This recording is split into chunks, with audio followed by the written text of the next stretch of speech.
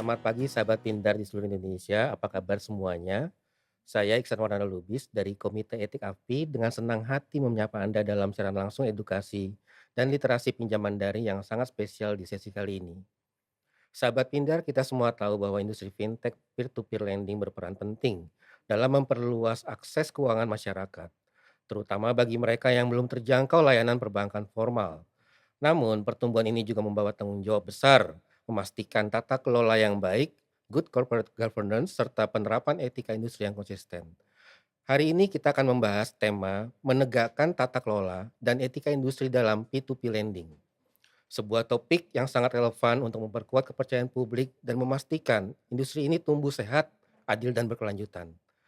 Telah hadir bersama kita narasumber yang sangat kompeten, Bapak Harza Santitio, Siap. Ketua Bidang Hukum dan External Affairs API.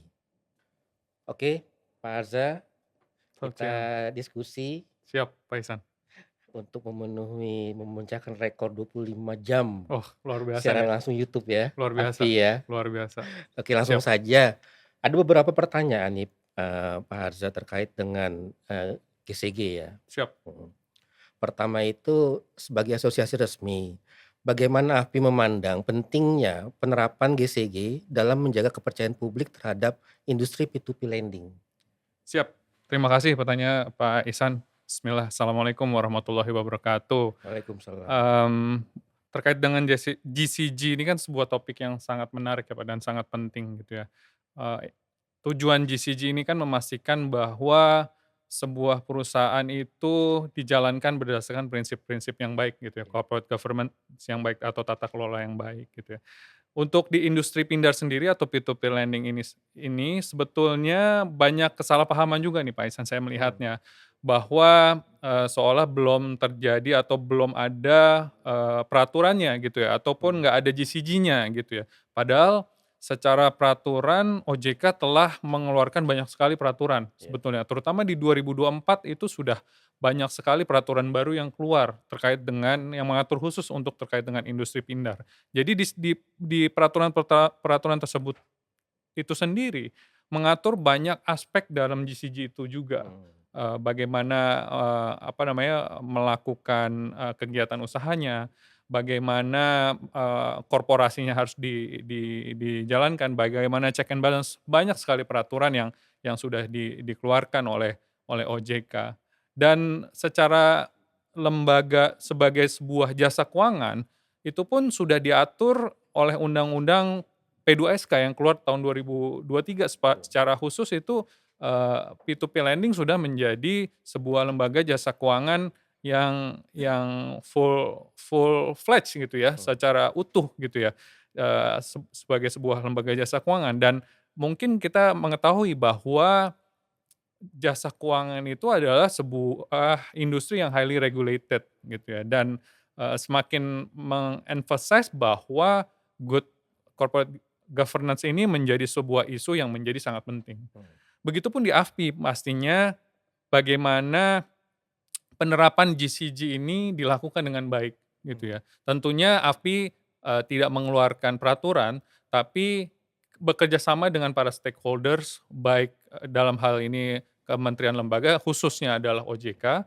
tapi tidak menutup kemungkinan dengan, kementerian lembaga yang lain untuk melakukan refreshment, sosialisasi, ataupun, training, banyak sekali kegiatan yang dilakukan oleh AFPI untuk menjaga atau bagaimana memastikan bahwa para anggotanya dalam hal ini adalah Pindar atau P2P lending atau, pinjaman daring, itu melaksanakan prinsip-prinsip yang, dilakukan, atau yang dianut dalam good, corporate betul, governance, oke. seperti itu. Ya, cukup jelas, penjelasan dari Pak Harza ya. Kemudian Pak Harza, kan salah satu isu yang kerap muncul adalah mengenai persepsi bahwa platform itu ikut menentukan bunga pinjaman, Mmm, ya. Ini persepsi nih di masyarakat. Bagaimana GCG dan etika industri bisa meluruskan persepsi ini? iya. Gitu. Ya, jadi tentunya dalam hal apapun ya Pak, kalau Iya, menurut saya tidak hanya spesifik terkait dengan satu isu misalkan dalam hal ini yang dipertanyakan adalah terkait dengan bunga. bunga gitu ya. Tapi, dalam, hal-hal yang spesifik dalam collection, dalam bagaimana melakukan bisnis termasuk bagaimana mendisbursenya, rekening yang digunakan, itu semua instrumen hukumnya sudah semakin lengkap, Pak. Mmm, Sudah semakin lengkap, POJK-nya aja dari awal 2016 akhir, itu pertama kali keluar dan sekarang sudah, diperbaharui sebanyak 3 kali, Pak. Dan terakhir keluar itu POJK 40 40 ya? tahun Oh 2024. hebat. Itu jelas, Pak, sangat detail dan rinci gitu Mmm, ya di situ. Kemudian tentunya kita pahamin juga bahwa OJK nggak berhenti di POJK ya, Pak, tapi juga di peraturan teknisnya atau, SE-nya ya? SE-OJK, Pak, Iya. betul, SE-OJK termasuk di antaranya adalah yang, dalam hal ini adalah bunga ya, yang Mmm, baru juga dikeluarkan belum lama ini, Pak, di tahun 2025 bulan, Agustus ya, baru mmm. dikeluarkan SE-OJK yang terbaru gitu ya. Jadi, Yang 0,2 kalau nggak salah ya? 3, 0,5. 0,3, 0, Mhm. ya, jadi memang semuanya instrumen hukumnya jelas, Pak, dan lengkap gitu, apalagi sekarang ya. Cuman memang kan ini kan kita industri yang baru, jadi, harus dipahami juga peraturan itu berubah cepat juga Mhm. gitu ya, dan mungkin dulu masih ada yang belum sempurna, tapi semakin lama semakin disempurnakan. Kita juga sangat khususnya dari AFI sangat mengapresiasi, OJK ya, Pak, Mhm. kita berkomunikasi, berdiskusi, tentunya banyaklah perbaikan yang bisa dilakukan gitu, cuman secara dari sisi instrumen hukum semuanya sudah ada, termasuk antara lain adalah, terkait dengan bunga pinjaman ini gitu kan.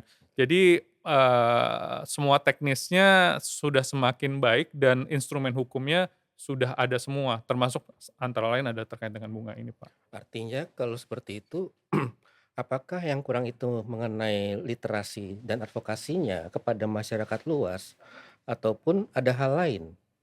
Ya, ya lagi-lagi ini kan kalau ini pandangan saya, Pak, ya, Mhm, pandangan saya, kita adalah industri yang terbentuk peraturan pertamanya itu kan 2016, Pak. Oh, baru mulai-mulai ada fintech itu kan di Indonesia khususnya 2015, 14 gitu ya, itu, first wave of fintech lah gitu yang bisa dilakukan. Jadi memang secara industri pun masih cukup baru ya, Pak, ya. Jadi ini baru mau masuk 10 tahun iya, gitu ya. Jadi, pasti sangat banyak, kesalahpahaman lah, mhm, dan memang, ini harus semua pihak sama-sama belajar gitu ya, tentunya melakukan dari sisi asosiasi apapun si penyelenggara atau pindarnya harus melakukan literasi, iya, edukasi tentunya tentunya dan memang kalau saya pribadi melihatnya bahwa khususnya di literasi keuangan, itu PR besar ya, Pak, ya. PR besar kita bersama lah, bangsa ini, negara ini salah satunya adalah bagaimana, melakukan literasi keuangannya itu semakin baik. Jadi, menurut saya banyak faktornya, mhm, tapi betul, Pak, itu, key lah bagaimana kita meningkatkan literasi. oke. Selanjutnya, Pak Arza, apa sih tantangan terbesar yang dihadapi AFPI dalam menegakkan standar etika bagi anggotanya? Iya.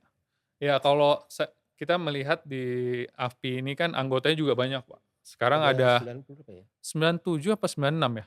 96 saat ini, 96 ya? 96 anggota gitu ya. Jadi memang, masih sangat beragam, Mhm, ada yang sudah sangat mature, ada yang juga masih perlu, eee, apa namanya, perbaikan lah ya mhm, ataupun, penyempurnaan. Jadi memang masih yang lebih early atau baru baru terbentuk juga ada atau baru baru apa namanya, peralihan lah ya, dalam masa peralihan. Jadi untuk menyamakan standar GCG memang cukup menjadi tantangan, Pak, gitu ya. Jadi ini kan juga akan, pengaruh bagaimana mereka perusahaan itu sendiri gitu. Tapi kalau saya melihatnya gini, ini bagaimana para leader-nya, para, direkturnya, para komisarisnya, para owner-nya itu bisa memiliki komitmen lah, Pak. goodwill ya? Goodwill, betul. Iya, Semua berangkat dari niat katanya gitu ya, Pak. Jadi kalau memang memiliki goodwill, apalagi sekali lagi ini adalah lembaga jasa keuangan yang kalau saya melihatnya lembaga jasa keuangan ini kan long game ya. mhm, Jadi harus mendapatkan trust dari masyarakat. betul, Itu yang harus harus terus dibentuk. Makanya tadi setuju banget literasi, edukasi itu sangat penting gitu ya. Satu mendapatkan, kemudian bagaimana menjaga mhm, gitu. Tanpa adanya goodwill, tentunya ini susah Iya ya, Pak, ya. iya. Nah, ini juga, tentunya bekerja sama dengan AFPI, bekerja sama dengan, OJK dan semua stakeholders yang ada, itu kita tentunya goodwill ini juga nggak bisa di-quantify ya, Pak. Mhm, iya, Tapi, kita tentunya menginginkan industri ini kan menjadi industri yang baik, mhm, gitu ya. Jadi menegakkan lagi GCG tadi, menjaga terus bagaimana goodwill ini selalu ada, kompasnya dan selalu benar gitu mhm. ya. Itu yang memang kita coba jaga, Pak. Oke, Walaupun itu tentunya sulit ya? sangat sangat tantangan yang sangat Tantangan, luar biasa, tapi kita bekerja berdasarkan, apa namanya, apa yang kita bisa lakukan gitu ya. Tentunya banyak sekali kan yang bisa termasuk perbaikan, kita memberikan masukan perbaikan policy-nya mhm, seperti apa gitu kan. Dan tentunya bagaimana para platform itu untuk bisa comply lah, Pak, juga. ya, Comply aja suatu topik yang, tentunya kita harus terus mengingatkan gitu ya, Pak, bagaimana cara untuk comply, kenapa ini menjadi penting gitu. Itu dari asosiasi menjadi jembatan antara platform dan juga, apa namanya, OJK misalkan, dan tentu bagaimana menjelaskan itu juga kepada masyarakat, luas gitu ya, bahwa platform tuh seperti ini yang bisa dilakukan mhm, dan, apa namanya, ini yang harus dijaga, mungkin seperti itu. oke. Pertanyaan terakhir nih, Pak Arza. Apa sih mekanisme yang diterapkan AFPI agar setiap penyelesaian kasus tetap adil bagi semua pihak, namun tidak menghambat inovasi? Ya, mungkin saya cerita dulu ya, Pak. Mhm, Memang, eee, yang pertama soal inovasi. Ini i memang kita kan berbasis teknologi ya, itu aja pasti banyak, miskonsepsi lah gitu ya. Inovasi selalu tinggi, Pak, dan itu yang pertama. Yang kedua adalah dari sisi customer. mmm, Customer itu jutaan, Pak, mhm, puluhan juta gitu, bahkan, mungkin udah ya puluhan juta lah yang sudah menjadi customer-nya Pindar gitu ya. Jadi dengan berbagai latar belakang ya, dengan berbagai latar belakang, mhm, baik individu maupun perusahaan, perusahaan, ya. Jadi yang mendapatkan manfaatnya sudah banyak juga. mhm, Nah tentunya komplain nggak lepas ya, Pak, pasti pasti nggak pasti, lepas dari situ, gitu ya. Makanya di AFPI itu ada code of conduct, ya kan, ada bagaimana etika penagihan yang baik baik, iya, misalkan seperti itu ya. Terus di sini di AFPI juga ada jendela mhm, gitu ya untuk menyampaikan komplain juga, selain yang tentunya platform juga pasti memiliki gitu ya, itu mungkin bisa dieskalasi dan termasuk ada komite etik yang juga membantu ya, Pak, ya? membantu, Membantu ya. iya. Jadi lumayan sibuk juga tuh, Pak, ya berarti pasti? Ah, ini jadi panelis menanya ke moderator nih kalau gini Iya, nih. kan sekalian, Pak, nanti saya sambung lagi. Gimana, Pak, kalau dari sisi komite etik? Iya, kami di komite etik itu justru, mendapatkan case itu dari asosiasi. Ya, itu dari jendela, Pak, setahu saya ya? Jendela, Ya. heeh. Jadi difilter dulu oleh asosiasi, kemudian kalau memang kira-kira perlu penanganan komite etik, baru kan diserahkan pada kami, Mmm, gitu. Nanti setelah itu, kita berproses dengan memanggil para si perusahaan P2P lending ini. mhm. Kita Jadi nggak didiamin dong, Pak, ya? enggak, dan pasti nanti ada putusannya, Oke gitu. Dan putusan itu akan ditembuskan pada OJK, oke gitu.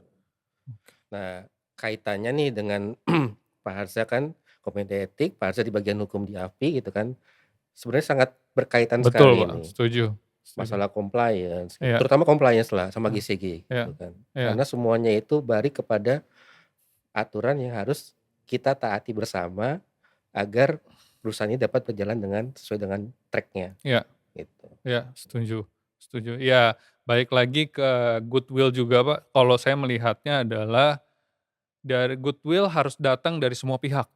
Ya, Harus dari regulator, harus dari tentunya regulator sudah pasti ya, dari platformnya juga sudah pasti. Nah, di platform ini pun ada lagi, ada borrower dan ada ya, lender.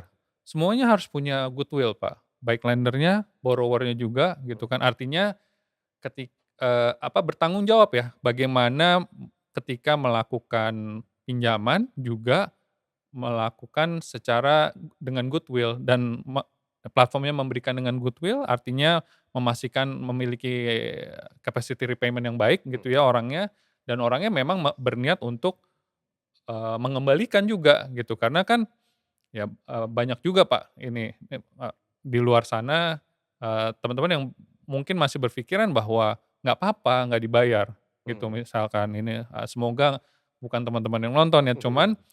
ini yang nggak disadari secara jangka panjang, sangat nggak baik. Mmm. Kenapa? Misalkan, ini adalah nanti akan berpengaruh ke credit score-nya mereka, Pak, Mhm. ke teman-teman yang, menjadi Benar, borrower, iya. gitu ya. Sehingga nanti ketika mungkin kebutuhannya sudah berbeda, misalkan butuh ke lembaga keuangan lain, itu akan menjadi sulit, Pak, ya. Heeh, artinya dia niat untuk tidak, bayar sehingga, credit score-nya jelek, Muncul dislik, Pak, ya? muncul di-slick nanti, Pak. Muncul di-slick, secara jangka panjangnya kan sangat tidak baik Iya, ya, Pak, ya. iya. Jadi memang kita harus menciptakan ekosistem yang sama-sama baik, Mhm. Pak. Karena tentunya dari sisi produk dan demand-nya ini ada. Iya. Cuman bagaimana kita menjaga sekali lagi GCG tadi dan juga etika, ya etika itu kan termasuk goodwill tadi ya, Pak, ya, Iya. dari, para para pihak sehingga kita sama-sama berkembang dengan baik gitu. Baik yang menggunakan ataupun dari sisi platformnya itu juga. Oke. Itu sih, Pak, kalau saya. Tentunya tadi balik lagi ke pertanyaan, kalau soal kasus pasti ada, Pak. Ya, Pasti. jutaan Pak, ini kan karena kan ini jutaan dan, bagaimana kalau tadi kan sempet saya tanya juga, kalau saya melihatnya adalah transparansi penting ya, Mmm. terus memang kanal-kanalnya itu ada, bukannya tidak ada gitu ya. Selama tadi kalau memang sudah dilakukan dengan baik dari masing-masing pihak, harusnya ada jalan keluar ya Pak, Betul. bukan bukan apa namanya, sesuatu yang nggak ada, nggak mungkin No jalan way out, keluarnya. ya. Mhm. Gitu Pak, pandangan saya. Oke, terima kasih banyak Pak Arza atas waktunya. Sama-sama Pak Ihsan. Ya, sebagai, penutup, atas pemaparan Pak dan diskusi yang sangat bermanfaat ini, semoga sesi ini semakin memperkuat komitmen kita semua bahwa tata kelola yang baik dan etika industri adalah fondasi utama bagi keberlanjutan industri P2P lending di Indonesia. Sampai jumpa di sesi literasi berikutnya, dan mari kita terus dukung pertumbuhan industri yang sehat, transparan, dan berintegritas. Terima kasih. Thank you Pak. Thank you.